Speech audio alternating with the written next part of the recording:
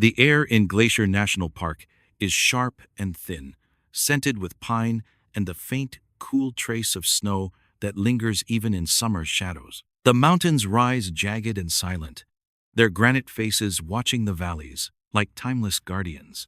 For 34-year-old Daniel Whitaker, those peaks promised adventure, solitude, and perhaps even healing.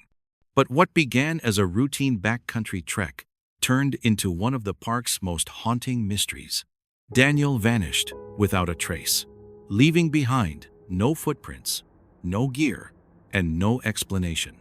And for 6 long years, silence filled the void, until one strange discovery shattered that silence.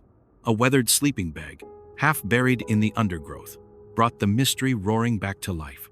When Daniel set out that morning, nothing about his plans suggested anything unusual. He was experienced, careful, and familiar with the terrain. He had told friends he wanted to clear his mind, to spend days walking trails that cut through alpine meadows and along glacial lakes that shimmered under Montana's big sky. Glacier National Park is beautiful, yes, but it is also unforgiving. The wilderness has teeth. Bears prowl the ridges, storms strike suddenly, and a single misstep can send even the most skilled hiker tumbling into a ravine. Still, those who knew Daniel believed he was equal to the task. He was strong, resourceful, and calm under pressure. And so when he failed to return, worry quickly transformed into disbelief. The first night of his absence was explained away easily enough. Maybe he camped deeper into the wilderness. Maybe he lingered by a river, lulled into sleep by the current. But when another night passed, and then another, concern grew louder. Rangers organized search teams, maps spread across hoods of trucks, radios crackling as volunteers lined up to comb the trails. Helicopters traced the ridges, their blades chopping the still mountain air. Dogs were brought in to follow any trace of scent, and yet nothing. Not a discarded food wrapper, not a footprint in the soil, not a snapped branch that might suggest where he had gone. The silence of Glacier was unbroken, as though the forest itself had swallowed him whole. For Daniel's family waiting back home, each day stretched into eternity. They fielded calls, held on to hope, and tried to imagine what might have happened. Had he fallen? Was he trapped, injured, and waiting for help that never came? Or had something darker unfolded in the shadows of those mountains? As days turned into weeks, the search lost momentum. Resources were pulled back. Volunteers returned to their lives. Officially, Daniel was listed as missing, presumed dead, another tragedy written into the history of the wilderness. Glacier has claimed many before, and it would claim many after. For years, the case lingered in limbo, whispered about in local communities but absent of fresh leads. The mountains gave no answers. But the human heart rarely surrenders to silence so easily. For Daniel's family, the unanswered questions gnawed at every memory. They replayed his last words, the routes he might have taken, and the weather reports from that week. Each unanswered phone call and each unopened letter piled on the grief of absence. Closure felt impossible, because how can you grieve what you do not yet understand? 6 years later, a chance discovery would tear open those wounds again. A pair of hikers, making their way through a less-traveled section of the park, stumbled upon something strange. It was tucked beneath the underbrush, fabric peeking through moss and soil. At first, it looked like debris, a scrap of canvas or tent material long abandoned, but as they knelt closer, their hands brushed away the dirt and revealed the faded outline of a sleeping bag. Its once bright color had dulled to muted earth tones, weathered by seasons of snow, rain, and sun. Yet there was no mistaking what it was. They froze. Because in a park known for vanishings and unanswered questions, such a discovery was not simply forgotten gear. It was a clue, and clues, in cases like this, have the power to unravel long-buried mysteries. The hikers reported their find, and soon, rangers were back on the scene, measuring, photographing, and cataloging every detail. The bag was lifted carefully, as though it were fragile evidence in a crime scene. And perhaps, in some sense, it was. Why had it surfaced now, after all this time? Had snowmelt or erosion uncovered it? Was it deliberately hidden? And most importantly, was it Daniel's? The questions spread like wildfire, reigniting public interest in a case many had forgotten. For those who had loved him, the sleeping bag was more than an object. It was a bridge between silence and possibility, a signal that the story was not finished. Yet it raised as many questions as it answered. If Daniel had laid down that night and never risen again, where was the rest of his camp?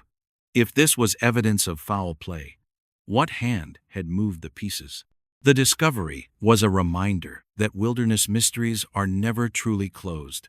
The land keeps its secrets until, suddenly, it does not. A sleeping bag in the dirt, a shred of fabric whispering from the shadows. And with it, the unsettling possibility that the story of Daniel Whitaker's disappearance was far stranger, far darker than anyone had imagined. The discovery of Daniel Whitaker's sleeping bag was like a match dropped into dry tinder. News of it spread fast, carried first by word of mouth in the small Montana towns near Glacier, and then amplified by headlines that framed it as the first real development in 6 years. For locals who had followed Daniel's story from the beginning, the bag was both haunting and electrifying. Haunting because it suggested Daniel had been closer than anyone imagined. Electrifying because after years of silence, the case had new life. Park rangers cordoned off the area where the bag was found. It was a narrow stretch of forest near a tributary that spilled into McDonald Creek, the kind of place few visitors ever stumbled upon. Fallen trees lay crisscrossed over one another. Moss clung thick to rocks, and the sound of rushing water filled the air. The sleeping bag lay wedged in a shallow depression, as though it had slid or been dragged there long ago. The fabric was stiff, the zipper corroded, and faint stains marked the lining.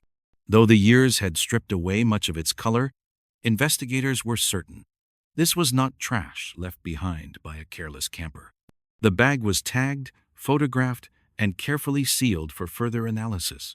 But almost immediately, questions turned to placement. If Daniel had set up camp, where was the rest of his gear? No stove, no pack, no food cache. Nothing else was recovered from the vicinity. Search teams swept the area again, metal detectors skimming over soil, cadaver dogs moving through the undergrowth, and volunteers fanning out along the creek. They found nothing. The bag stood alone, like a message whispered without context. Theories multiplied. Some speculated the bag had been carried downstream by flooding and lodged in its current resting place years later. Others wondered if it had been deliberately hidden, stashed beneath branches or rocks, only to be revealed by erosion. And darker still were those who believed the bag's condition hinted at something violent, that Daniel might never have willingly abandoned it. For Daniel's family, the news was a double-edged sword. His younger sister, Emily, described the moment she saw the photographs as a wound ripped open again. 6 years had taught her to live with absence, to carve out a fragile rhythm in a life without answers. The bag shattered that fragile rhythm. Was this proof Daniel had survived those first nights? Or proof he had never made it out alive? Grief is cruelest when it masquerades as hope. And for Emily, the sleeping bag represented both. As the media circled, old memories of Daniel were unearthed. Friends described him as introspective but adventurous, someone who found solace in wild spaces. He was not reckless. He planned carefully, logged itineraries, and checked conditions. He carried a journal with him on nearly every trip, sketching maps and writing observations about the land. For many, this detail stung most of all. If Daniel's journal had survived somewhere out there in the park, it might hold the missing puzzle pieces, but no journal was ever found. Investigators reopened the file, combing through old interviews and revisiting leads that had long gone cold. A ranger who had participated in the original search admitted that the discovery unsettled him. "We covered that section back then," he said. "Not once, but multiple times. That bag wasn't there, Not in 2017, not in 2018. I'd bet my badge on it. His words carried an unsettling implication that someone or something had moved the bag since the initial disappearance. The idea of human interference clung to the case like smoke. Glacier is vast, and the deeper one goes, the easier it is for things to happen unseen. Hunters, poachers, off-trail hikers. It's not unheard of for strangers to cross paths far from where official trails run. Could Daniel have met someone in the backcountry, someone who walked away when he didn't? Yet there was no evidence of a struggle, no signs of human activity near the discovery site beyond the bag itself. If foul play had occurred, it had left behind no trace. Still, whispers persisted in online forums where amateur sleuths pieced together maps, speculated about tracks, and debated timelines. The sleeping bag became the centerpiece of every theory, a relic around which dozens of narratives were spun. One chilling possibility was raised: that Daniel, injured or disoriented, had abandoned the bag and wandered deeper into the forest, never to be seen again. If true, his remains might lie scattered somewhere in the unyielding terrain, waiting for another hunter, hiker, or storm to bring them to light. Glacier has claimed lives before, swallowing them in rivers, caves, and snowfields that resist discovery for decades. Nature, in its vast indifference, can erase a man's presence in silence. But even this theory failed to answer why nothing else was recovered. Daniel had set out with more than a sleeping bag. Where was his backpack? His boots? His stove? If scavengers had taken items, why leave the most cumbersome piece behind? The contradictions gnawed at the investigators. Each answer branched into more questions. Each discovery deepened the uncertainty. Meanwhile, Emily and her parents returned to Montana. They stood at the ranger station, staring at the bag through a clear evidence case. It was, Emily later said, like seeing a ghost. She recognized the pattern instantly. The faded green stripes that her brother had joked made it look like a caterpillar. That sleeping bag had been with Daniel on countless trips, stretched across alpine ridges and beneath desert stars. It had been his shelter, his companion. To see it now, battered and soiled, was to confront the cruel reality that the man who carried it had not walked away. The family begged for renewed searches, and for a time, the park responded. Crews returned to the ridges above the creek, probing caves, checking ravines, and rappelling into gullies. But again, nothing surfaced. The sleeping bag remained the single artifact, a solitary clue without context. As summer waned, speculation turned inward. Perhaps the bag's emergence was not a step toward closure, but a reminder of how mercilessly unresolved the wilderness can be. For every piece of evidence brought into the light, shadows multiplied around it. Daniel Whitaker had vanished. Yes, but the story of how, why, and where he met his end remained tangled in the silence of the mountains. And in that silence, the land itself seemed to whisper a darker truth. The wilderness does not always give back what it takes. The sleeping bag was not just a piece of gear. It was a message, though no one could yet decipher what it meant. In the days after its discovery, Glacier's ranger station became a revolving door of interviews, speculation, and unease. Investigators revisited the people who had last seen Daniel Whitaker 6 years earlier, hoping that distance in time might loosen tongues or shake loose forgotten details. Most remembered him clearly. Daniel had checked in at a backcountry permit station, polite but reserved, his pack neat and well-balanced. The ranger who processed his paperwork said he struck her as thoughtful, the kind of hiker who double-checked his maps and asked smart questions about trail conditions. Nothing about him suggested carelessness. And yet, the fact remained. Daniel had vanished, and the wilderness does not erase someone without cause.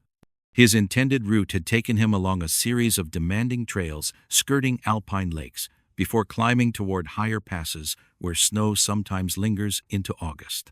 Those who retraced his path said it was a beautiful but punishing country, where storms sweep in suddenly and visibility can collapse in minutes. A hiker caught off guard there might find himself disoriented, forced to shelter wherever he could. Could Daniel have been overtaken by weather, his camp swept away by wind or snowmelt, leaving the bag behind as mute testimony? But if that were true, where was his body? 6 years of storms and thaw might scatter bones, yes, but often rangers find scraps of clothing, boot soles, or fragments clinging stubbornly to the earth. The complete absence of Daniel's remains troubled investigators. Attention turned again to locals who had been in the backcountry that week. A pair of fishermen recalled seeing a man alone near Avalanche Lake, tall and bearded, moving with determination. They had assumed he was on a solo trek. Could it have been Daniel? The timeline fit, but no photograph existed to confirm. Another hiker remembered hearing distant shouting near Logan Pass on the second night after Daniel set out. But when search crews swept the area, they found no sign of distress. Memories fade, and in the wilderness, sound carries strangely. One of the more unsettling accounts came from a seasonal worker at a lodge near the park's entrance. He told rangers that around the time Daniel vanished, he saw a lone figure emerge from the tree line at dusk, dirty and stumbling, before disappearing again into the woods. Something about him felt wrong, the worker recalled. Was it Daniel, injured and disoriented, or another traveler entirely? The report had been filed but never pursued in depth during the initial investigation. Now, with the sleeping bag's discovery, it took on new significance. Theories evolved. Some believed Daniel had crossed paths with someone else in the backcountry. The glacier is vast, but not empty. Illegal hunters, poachers, and even those avoiding society sometimes roam its less traveled corridors. Could Daniel have met someone who didn't want their presence known? Rangers were careful not to voice such suspicions openly, but the whispers grew louder. For Daniel's family, each theory was another blade twisting. His mother confided that she lay awake at night, imagining the sound of her son calling for help, a cry swallowed by wind and distance. His father, more practical, focused on logistics, what gear Daniel had packed, what routes he might have deviated onto, and what markers could still be found. Emily, his sister, fell somewhere in between, torn between hope that the bag's discovery meant answers and fear that those answers would reveal horrors she was not prepared to face. Investigators ordered forensic testing on the sleeping bag. Fibers were analyzed, soil samples examined, and even faint biological traces swabbed for DNA. The results were inconclusive. Yes, the bag was Daniel's, but it offered no timeline, no fingerprints, no foreign DNA, no blood. Whatever story it once carried had been eroded by time and weather. Meanwhile, online communities devoted to cold cases seized on the mystery. Amateur sleuths pored over maps, comparing elevation profiles and theorizing where a hiker might lose orientation. Some argued the bag had been planted, pointing to the rangers' insistence it hadn't been there during the original search. Others speculated about predators, grizzly bears or mountain lions, but seasoned rangers dismissed this. Predatory attacks in Glacier are rare, and they leave unmistakable signs. No, this was something else. The case had now transformed from a tragic disappearance into something stranger, something less easily explained. A missing man was tragic, yes, but understandable in the wilderness. A missing man whose belongings surfaced years later in an area already scoured. This was unnerving. Emily returned to the trailhead where Daniel had last been seen, standing beneath the vast peaks that had lured her brother into their grasp. She described it as standing at the edge of a beautiful but merciless cathedral. "It feels like he's still out here," she said softly. "Like the mountain knows something we don't." Her words echoed a sentiment shared by many who live near Glacier, that the land itself holds secrets. It reveals only when it chooses. As summer turned to fall, the search quieted again, but the questions lingered, louder than ever. Why did the sleeping bag surface after 6 years? Who, if anyone, placed it there? And most haunting of all, what happened to Daniel Whitaker in those silent mountains, on those endless trails beneath the shadow of the glaciers? The story was no longer about a man who vanished. It was about a wilderness that refused to let go of its secrets, and a family caught between grief and hope, waiting for the land to speak again. By the time autumn winds began sweeping down the valleys of Glacier, the Whitaker family had already learned a painful rhythm: hope followed by silence, discovery followed by disappointment. The sleeping bag had cracked open the case again, but as weeks passed with no new breakthroughs, the old ache returned. Emily described it as living with a door that keeps opening just a crack, only to slam shut again. That door had been left ajar for 6 years, and now it seemed more stubborn than ever. Investigators pressed deeper, reanalyzing reports from 2016 when Daniel first vanished. Back then, they had searched with urgency, combing trails, rivers, and ridgelines. But some areas had remained too dangerous. Sheer cliffs, avalanche chutes, dense forest choked with deadfall. Could Daniel's story still be waiting in one of those forbidden corners? And if so, why had only a single artifact emerged? One ranger, now retired, revisited the site where the bag was found. He walked slowly, hands tucked into his jacket, scanning the forest floor as though hoping the ground would betray another clue. Later, he admitted something unsettled him. "When you've searched as long as we did," he said, "you remember the feel of a place. And this place felt wrong. Not because of the bag, but because of how alone it was. If Daniel camped here, he left no trace but that one piece. That doesn't happen. A hiker always leaves more than a single ghost behind." The ranger's unease was shared by many. Experienced mountaineers pointed out inconsistencies. Daniel had been meticulous, yet the bag was found in a position that suggested abandonment, not careful use. It wasn't neatly rolled nor staked down. It looked discarded. But Daniel wasn't the kind of man who discarded what he needed to survive. As winter crept closer, the family confronted a terrible truth: the wilderness might never yield what they needed.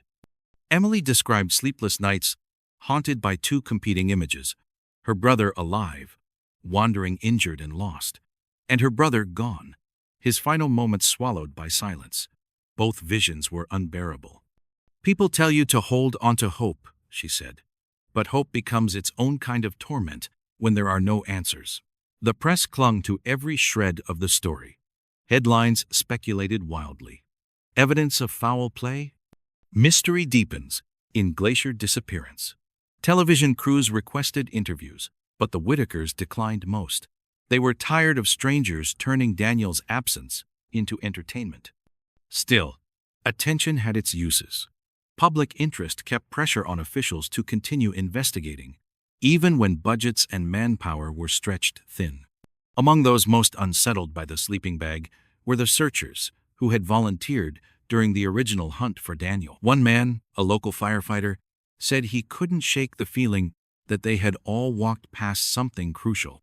"We looked everywhere," he said, "and still we missed him. Or maybe we didn't miss him at all. Maybe he was never meant to be found."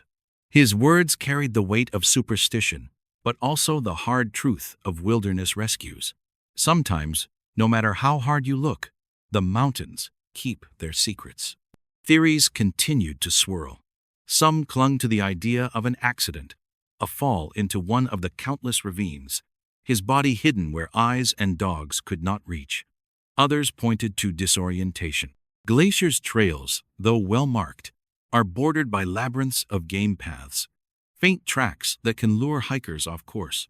A wrong turn can spiral into tragedy. But even these explanations failed to account for the sleeping bag's sudden appearance years later. And then came the darker theories.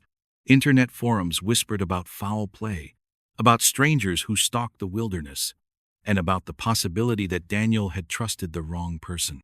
A handful even floated the idea of a staged disappearance, that Daniel had chosen to walk away from his life.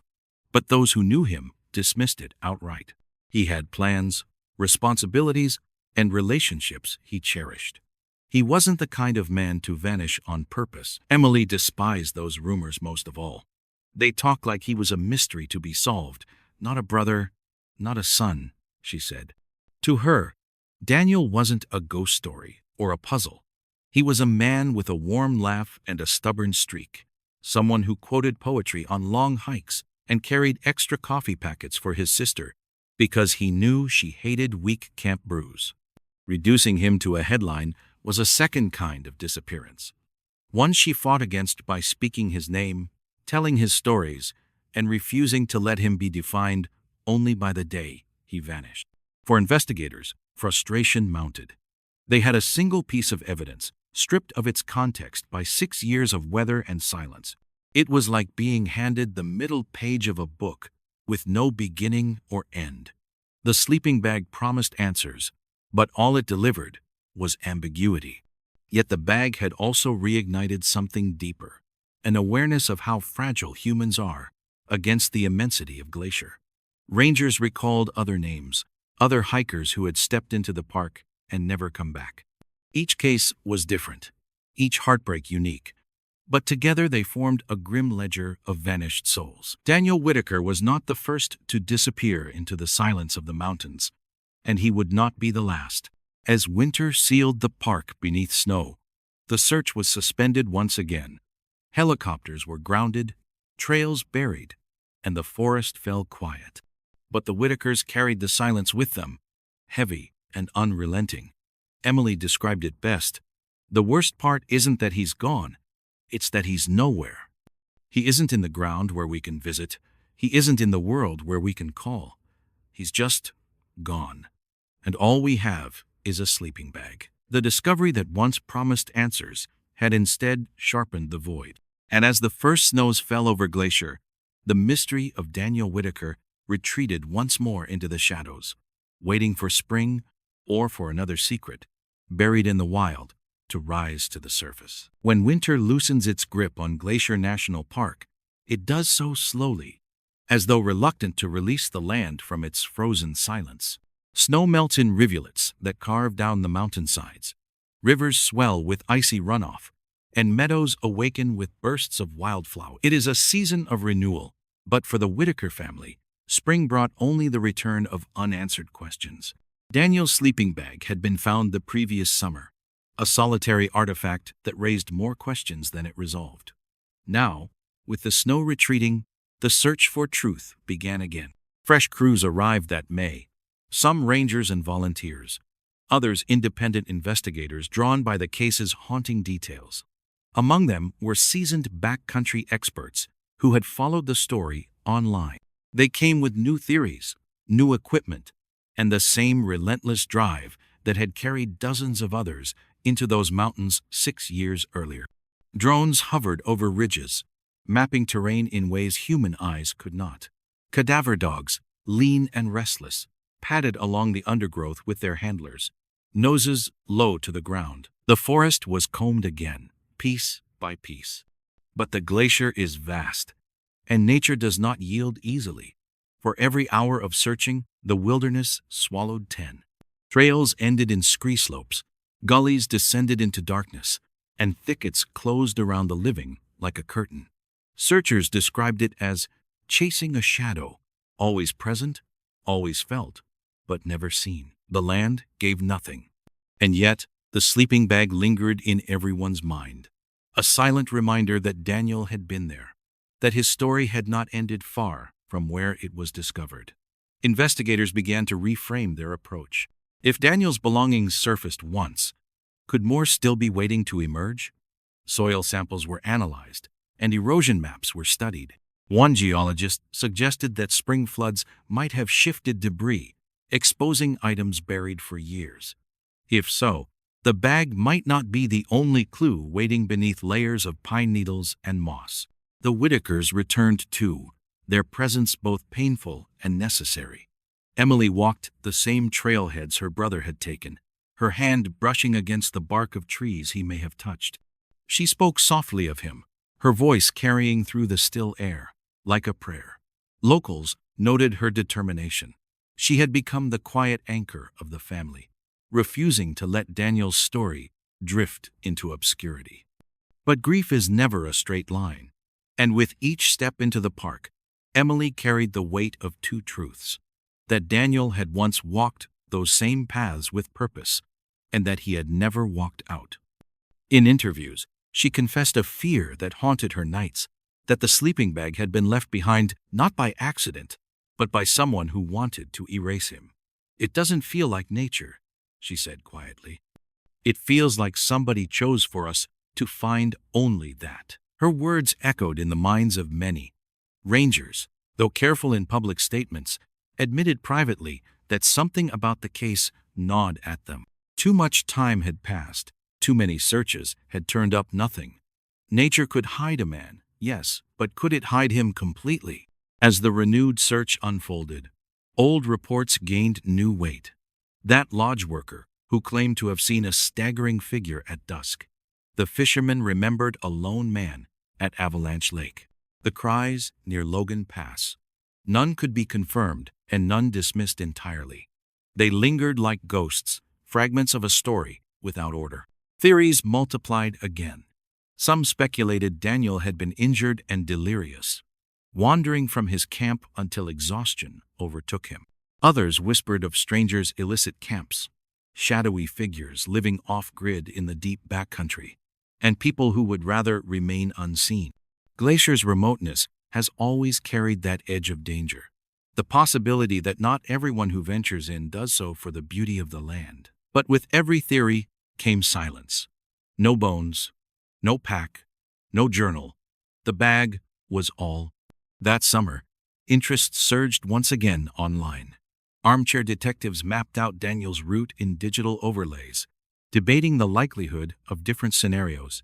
Some posted satellite images, pointing to landslides or rock chutes as possible hiding places. Others dove into darker speculation, weaving elaborate tales of foul play. The story had grown beyond Daniel himself.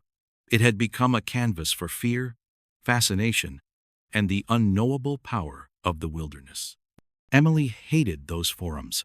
To her, they were vultures circling grief, tearing apart her brother's life for scraps of intrigue. And yet, she could not look away. Sometimes, she scrolled through the threads late into the night, searching desperately for a theory that might ring true, something that would explain why a man who had been so alive was now only a name whispered against the wind. The investigators, for their part, pressed on. They mapped every inch of terrain within miles of the bag. They searched ravines, caves, and avalanche paths. The land was stubborn. The river is cold and fast, capable of carrying anything away. Time was their enemy, and time had already taken so much. By the end of summer, they admitted the truth they dreaded. Nothing new had been found. The sleeping bag remained the only link, the sole thread connecting Daniel's last steps to the present. And so the story of Daniel Whitaker returned once again to silence. But the silence felt different now, thicker, heavier, charged with questions left unanswered. Had the bag been revealed by chance? Or had it been moved, its sudden appearance less an accident of nature than an act of intention? The wilderness, vast and unfeeling, gave no reply. The sun dipped behind the mountains, the air grew sharp and cold, and the case settled once more into an uneasy limbo. Yet for those who had walked the trails where Daniel vanished, there was a feeling they could not shake, a sense that something still lingered out there hidden in the trees, buried beneath the stones, waiting for its moment to surface. And perhaps, like the sleeping bag, it would not remain hidden forever. As the years passed, the mystery of Daniel Whitaker began to stretch beyond the boundaries of a single family's grief. His disappearance, sharpened by the eerie discovery of his sleeping bag, seeped into the collective imagination of those who lived near Glacier. In coffee shops, in ranger stations, and in the quiet corners of lodges where maps lined the walls, his name was spoken like a question without an answer. And in that repetition, Daniel himself became part of the park's folklore. For his family, that transformation was both a comfort and a cruelty. On one hand, it kept his story alive. Daniel was not forgotten, not reduced to silence.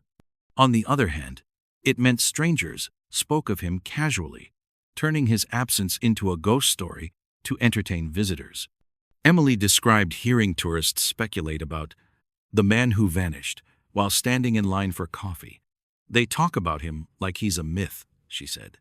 But he wasn't. He was my brother. He laughed too loud at dumb jokes. He hated mushrooms. He had a crooked smile. He wasn't a legend. He was just Daniel. This tension between myth and memory weighed heavily on the Whitakers. Daniel's parents, older now, carried their grief quietly. His mother took to writing him letters she never sent, sealing them in envelopes and tucking them into drawers. His father, once steady and pragmatic, grew more withdrawn. He spent hours poring over maps, tracing Daniel's last known routes, looking for places searchers had missed. Sometimes he would mail marked-up maps to rangers with handwritten notes. Check here. Try again there. The responses were always polite but vague. Resources were limited. The case was cold. Meanwhile, Emily became the public voice of the family. She gave interviews, not because she wanted to, but because she felt Daniel deserved to be remembered as more than a headline. She described him in vivid detail: his love for quiet places, his careful preparation, and his habit of sketching trails in his journal. She resisted the narratives that painted him as careless or naive. He respected the wilderness, she insisted. He didn't walk into it blindly. If something happened, it wasn't because he didn't know better. Yet no amount of testimony could soften the psychological weight of uncertainty. Families of the missing often speak of ambiguous loss, the limbo of mourning someone without confirmation of their fate. It is grief that cannot settle, grief that renews itself each time hope flickers. For the Whitakers, every season carried reminders. Winter brought silence, like the silence that followed Daniel's last steps. Summer brought hikers and searchers, raising the possibility that someone might stumble across another clue. But year after year, the wilderness answered with the same unrelenting stillness. Investigators, too, carried the burden.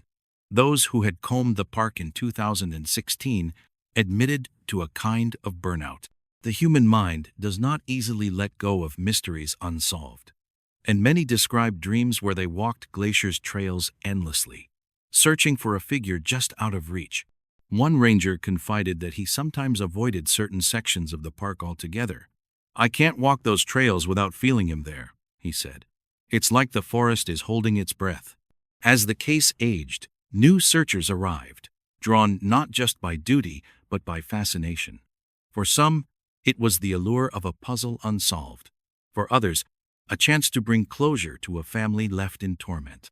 But every fresh attempt ended the same: no new evidence, no answers. And so the mystery deepened, becoming more than a disappearance. It became a story people told about Glacier itself, the mountain that swallowed a man whole, the forest that gave back only a sleeping bag. This transformation unsettled Emily most of all. She recognized the pattern of how tragedies morph into legends, stripped of their human core. In town, she overheard locals telling visitors, "Be careful out there. You don't want to end up like Whitaker."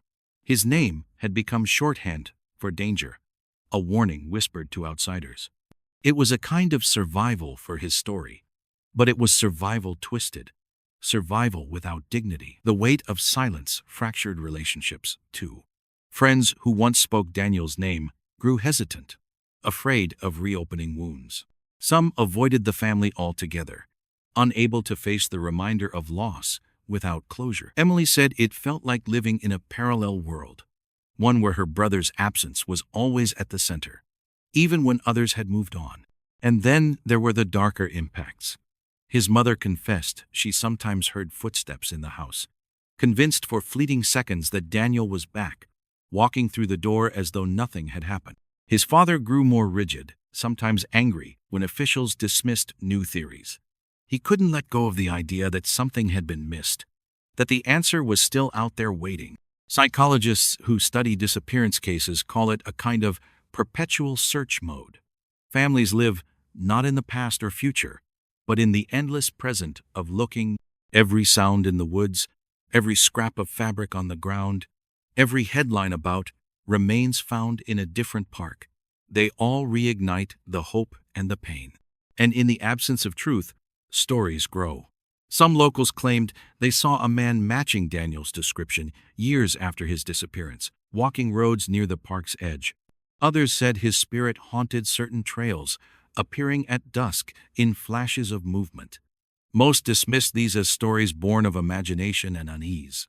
But still they spread. The wilderness, after all, has always been fertile ground for legends. For Emily, these stories were a cruel distortion. Her brother was not a ghost, not a symbol. He was flesh and blood, and his absence was not mythic. It was brutal, daily, and ordinary. It was an empty chair at Thanksgiving. It was a phone that never rang. It was the silence of a man whose voice had been stolen.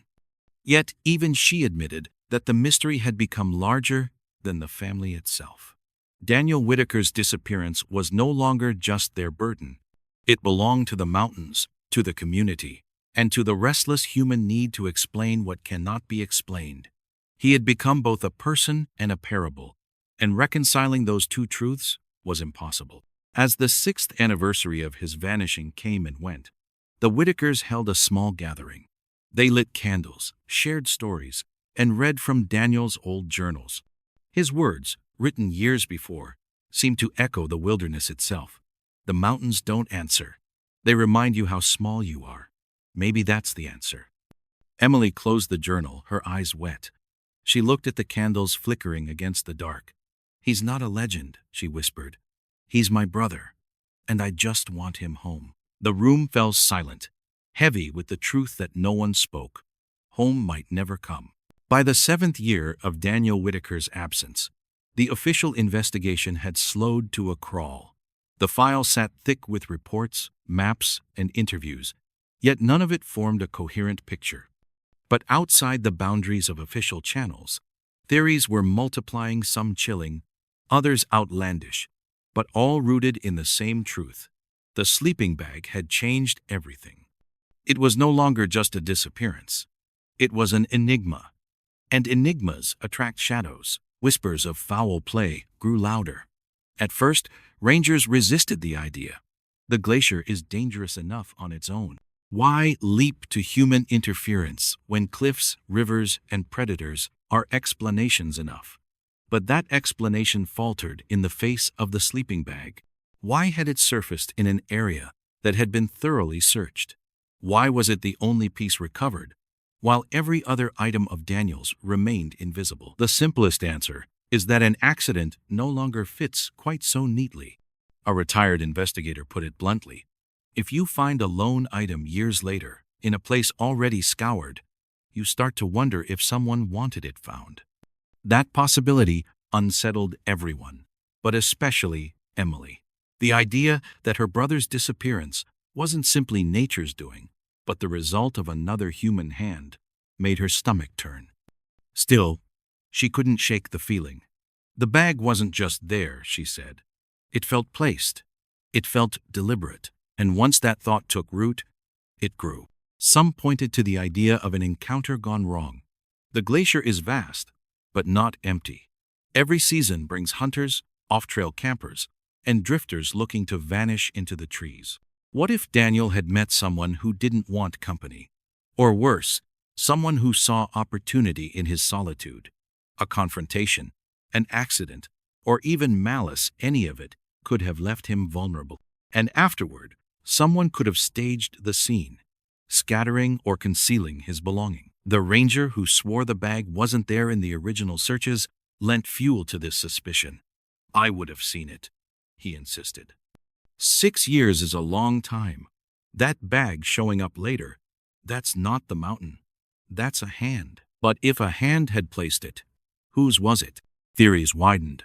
Some suspected locals, someone who knew the terrain intimately, who had reason to keep a secret buried. Others whispered about strangers, the kind who drift through national parks under the radar. It is an unsettling truth that parks can attract people who wish to remain unseen. Stories circulate illicit hunters, off-grid camps, and hermits living in the deep wilderness. Could Daniel have crossed paths with someone who viewed him not as a fellow traveler, but as a threat? Online sleuths pounced on this angle, connecting Daniel's case with other unsolved disappearances across the country. Patterns were suggested, links drawn, but most were tenuous at best. Still, the speculation added fuel to the growing sense that something darker than misadventure lingered in Glacier's silence. And then there was the most unsettling theory of all, that Daniel's disappearance had been deliberately covered up. Some argued that the sleeping bag's discovery was not an accident but a leak, a way to release pressure without exposing the whole truth. These voices pointed to inconsistencies in the timeline, gaps in reports, and the odd detail that certain areas were declared searched when volunteers later insisted they had not been. Was it possible that officials had overlooked something, realized it too late, and chosen silence to protect reputations? The Whitakers didn't want to believe it. Trust in the Rangers had been their lifeline through years of silence. But even Emily admitted, when answers never come, your mind goes to places you never thought it would. You start asking if maybe someone already knows, and they're just not telling you.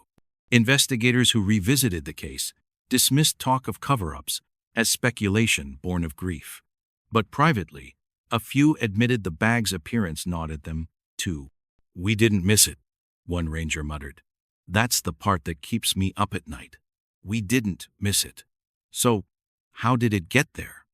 As the years wore on, the theories began to split into two haunting categories. Either Daniel had been swallowed by the wilderness in a way no one could explain, or someone had a hand in ensuring he was never found. Neither answer brought comfort. For the family, the psychological toll deepened. Daniel's father grew consumed by the idea of foul play. He began keeping files of his own, collecting articles and notes, and highlighting inconsistencies. His study became a wall of maps and printouts, a shrine to a truth he could not reach. His mother recoiled from this obsession, unable to stomach the possibility that her son's last moments involved cruelty. Emily walked a line between them, torn by the same questions but unwilling to let them consume her entirely. Locals, too, began weaving Daniel's disappearance into their own narratives. Campfire stories turned darker, shifting from tales of accidents to whispers of strangers lurking in the backcountry. Parents warned children not just of bears and cliffs, but of people. Daniel's name had become a warning proof that the wilderness could hide not only nature's dangers, but human ones as well. And as each theory grew more unsettling, the forest remained silent. The trees offered no answers. The rivers spoke in their endless rush, but said nothing of Daniel. The sleeping bag sat locked away in evidence storage, a mute witness stripped of its secrets. The story now felt less like a search for a man, and more like a confrontation with the unknown itself. Was Daniel's fate written in the indifferent hand of nature, or in the shadow of human intent?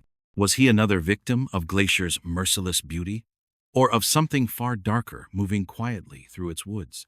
The answer remained just out of reach, suspended between silence and speculation. And for the Whitakers, the torment only deepened. "It's not just losing him," Emily said. "It's not knowing what world he was lost in, the world of the mountain or the world of people. Either way, we don't have him. But one of those is easier to forgive than the other." And so the question lingered, heavier than the mountains themselves.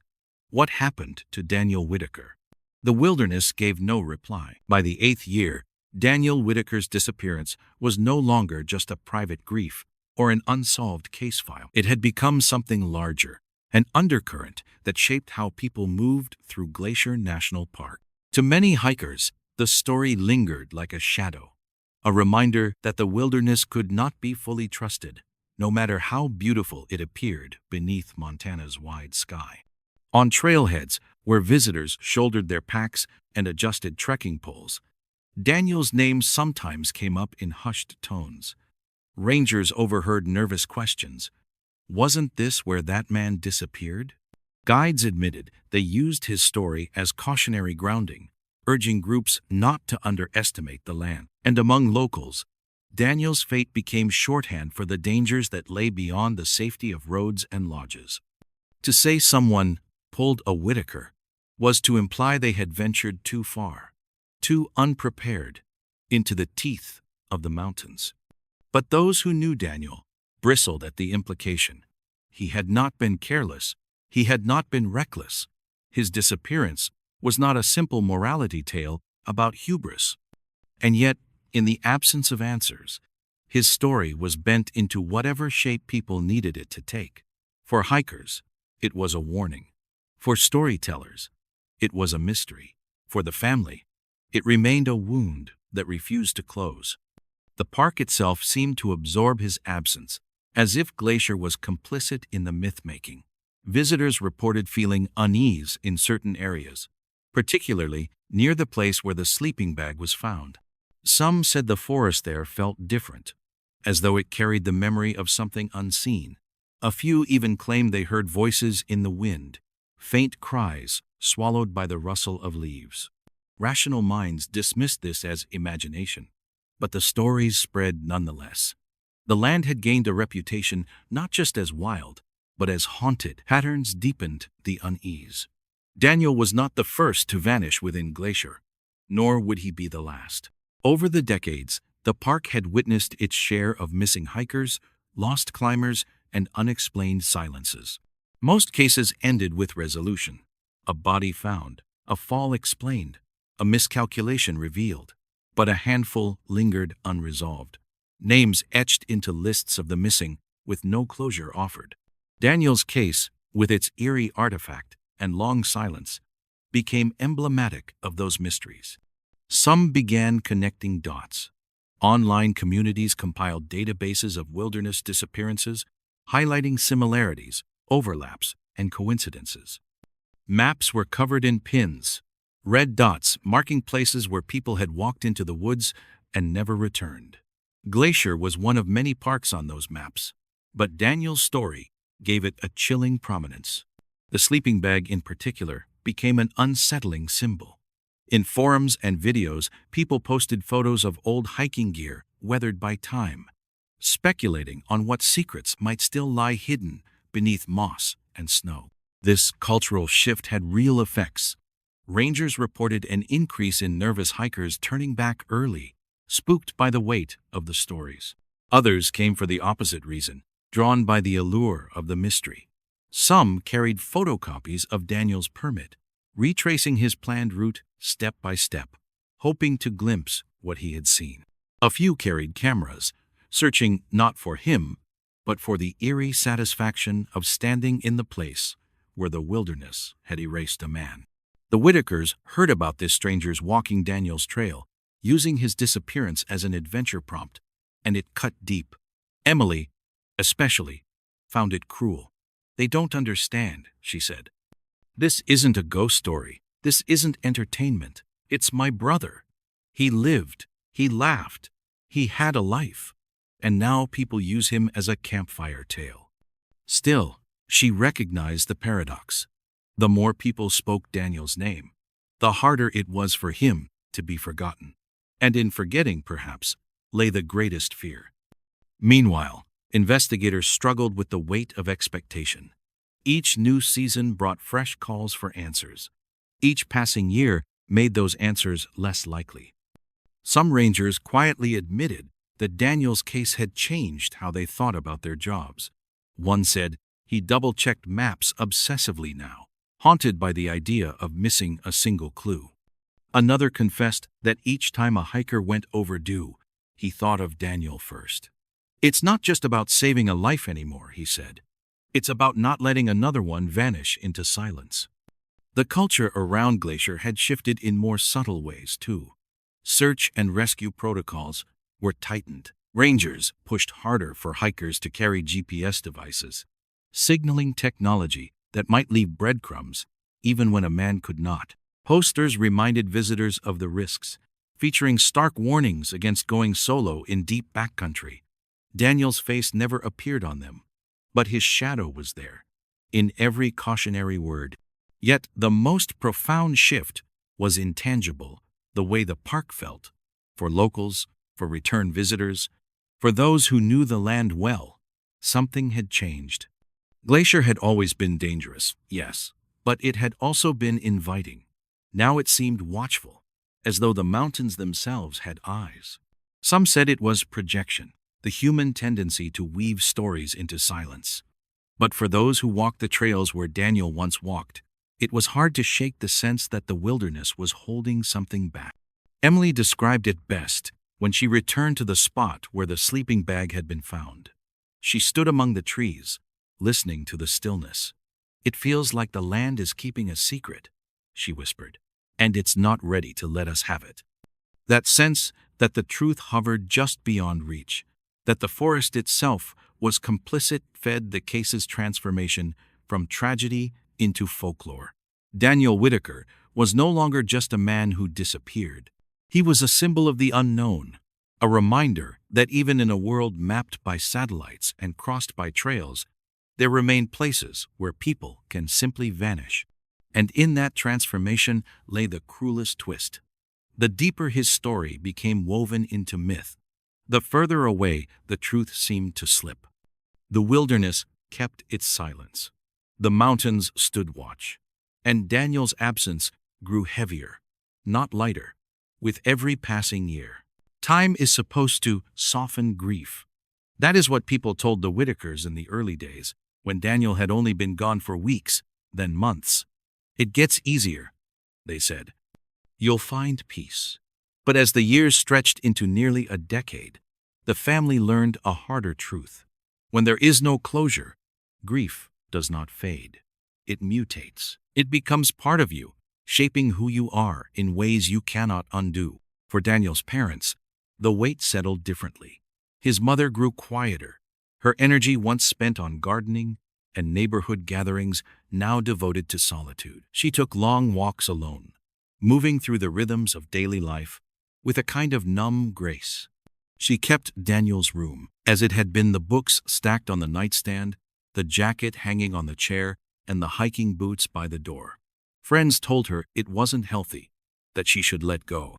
But to her, changing the room felt like erasing him, and she couldn't. Not when every fiber of her being still clung to the possibility that one day, somehow, he might walk back through the door. His father carried grief differently, like a task, a problem waiting to be solved. He had maps, notebooks, and a filing cabinet filled with articles and timelines. He studied weather reports from the week Daniel vanished, traced potential routes on topographic charts, and marked places where clues might still be waiting. To outsiders, it looked like obsession. To him, it was the only way to cope. "If I stop searching," he once told a friend, "it means I've given up. And I can't. I won't." This difference in how they carried loss put a quiet strain on their marriage. They still loved each other, but grief pulled them in opposite directions, one seeking stillness, the other restless motion. Conversations that once flowed now often ended in silence. Each blamed themselves in ways they never spoke aloud. His mother wondered if she should have discouraged Daniel from hiking alone. His father wondered if he should have gone with him that day. Neither said the words, but both carried them. And then there was Emily. For years, she had balanced between her parents, trying to hold the pieces together. She became the spokesperson, the advocate, the one who answered calls from journalists and coordinated with search teams. In public, she was composed, steady, and determined to honor her brother's memory. In private, she sometimes broke down under the pressure. She admitted that there were days she resented the role, resented being forced to turn her grief into something performative. "I didn't want to be the voice of the family," she confessed once. "I just wanted my brother back." Emily also carried her own guilt. She replayed their last conversation over and over. He had told her he was going to Glacier to clear his mind, to find peace in the solitude of the trails. She had teased him lightly about always seeking silence in the loudest landscapes. She hadn't said the words that hovered on her tongue. "Be careful. Don't go alone." She had assumed she'd get the chance next time. That chance never came. Living with a disappearance is like living with a wound that never closes. Every holiday had an empty chair. Every family photo had a gap that could not be filled. Birthdays became unbearable markers, not of celebration, but of absence. "You don't get to stop counting," Emily said. "You imagine what 35 would have looked like, then 36, then 37. You picture him aging, even though you know he'll never change. Friends drifted away. Some couldn't handle the silence, the not knowing. Others tried but found themselves exhausted by the endless cycle of hope and despair. Slowly, the Whitakers' circle shrank. They grew insular, bound together by the strange half-life of ambiguous loss. Emily began attending support groups for families of the missing. There, she found people who understood in a way no one else could. Parents who had waited decades for news of children lost in the wilderness. Spouses who lived in limbo, unsure if they were married or widowed. The stories were different, but the ache was the same. She described it as a grief that renews itself every morning, because every morning you wake up still not knowing. The psychological toll was immense. Studies show that ambiguous loss can be more damaging than confirmed death, precisely because the mind cannot settle. It oscillates endlessly between hope and despair. Some days, Emily convinced herself Daniel might still be alive, living somewhere unknown, cut off by choice or circumstance. Other days, she accepted he was gone, claimed by the mountains. Both beliefs hurt. Both left scars. Yet through it all, the Whitakers refused to let Daniel's memory fade. They spoke of him in the present tense, as though he were simply away on a long journey. They kept his belongings intact, not as relics but as reminders. Emily often read his journals, finding comfort in his words about the wilderness he loved. "The mountains don't answer." One entry read, "They remind you how small you are." Maybe that's the answer. The family wrestled with that line. Maybe the answer really was silence.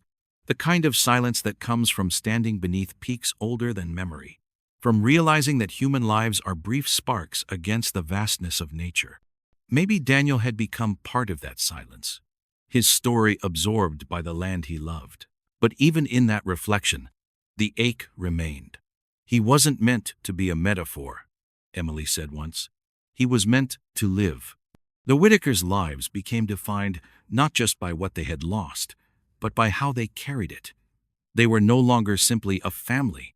They were the family of the missing hiker, the ones whose story strangers told, the ones whose wound never closed. And that identity, painful as it was, became inescapable. Daniel Whitaker had vanished into the wild. But for those who loved him, his absence had reshaped everything. Their lives were divided into before and after, presence and void. And the void, unrelenting, continued to grow with each passing year. Still, they held on to one thing, the belief that silence, however heavy, was not the end.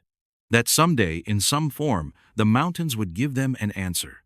Until then, they lived in the half-world of the missing, where every knock at the door might be news, where every phone call might carry the voice of the past, and where hope and despair lived side by side, like unwelcome companions. For the Whitakers, there was no closure, only waiting, only silence. The wilderness holds its mysteries close. It swallows sound, scatters footprints, erases paths, and carries away the fragile traces of human life with the quiet patience of time. Glacier National Park has always been such a place, staggeringly beautiful, endlessly dangerous, a cathedral of stone and silence, where the line between life and death can blur in a single step. For Daniel Whitaker, that line was crossed 8 years ago, and it has never been redrawn. What remains are fragments. A memory of his crooked smile, the maps he studied, the journal entries that spoke of longing for stillness. A sleeping bag pulled from the soil, stained and weathered, as though the earth itself had decided to return a single piece of him. Beyond that, nothing. No bones, no boots, no final message. Just silence. Endless, unbroken, unanswering silence. And yet, the silence is not empty. It carries weight. It carries questions. It carries the ache of his family, who wake each day to a story unfinished. It carries the unease of hikers who walk his trails, wondering how a man could vanish so completely. It carries the whispers of locals who turn his disappearance into legend, shaping his absence into a tale to warn or to wonder. Daniel's story is not just about one man. It is about what happens when the wild asserts its power, when human certainty collapses in the face of nature's vast indifference. It is about the psychological toll of not knowing, the way grief lingers when it has no body to cling to, no grave to mark. It is about how mysteries echo louder than answers ever could. In the end, we are left with possibilities. Did he stumble on a hidden slope, his body carried away by snowmelt and floods? Did he cross paths with someone who wished him harm, his belongings scattered or concealed? Did he simply lie down one night beneath the stars and never rise again, claimed quietly by the land he loved? We cannot say. We may never know. What we do know is this: the wilderness does not owe us explanations. It does not bend to our need for closure. It keeps what it keeps until, sometimes, a storm shifts the soil, a flood loosens the earth, and a clue emerges small, incomplete, haunting. A sleeping bag in the moss, a reminder that even silence speaks, if you know how to listen. For the Whitakers, the silence has been both torment and tether. It binds them to Daniel, to the possibility that somewhere, in some form, part of him remains waiting. They light candles, they read his words, and they speak his name so it will not be lost. They live each day with the wound of absence, a wound that will never truly heal. But they live, and in living, they honor him. For us, his story is a mirror. It reflects our fear of the unknown, our awe of nature's immensity, and our hunger for answers in a world that often refuses to provide them. It reminds us how fragile we are, how small against the sweep of stone and sky, and how quickly a life can be swallowed whole. Daniel Whitaker was not a myth. He was not a symbol. He was a son, a brother, and a man of 34 years who loved the quiet trails and the vast silence of the mountains. He walked into Glacier one summer morning seeking solitude. He never walked out. And the wilderness, vast and unfeeling, has kept its secret ever since. Perhaps one day, the land will give up more.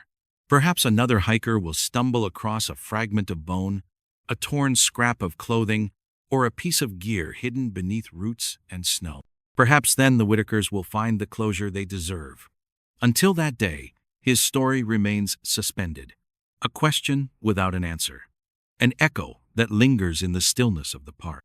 If you find yourself on those trails, pause, listen.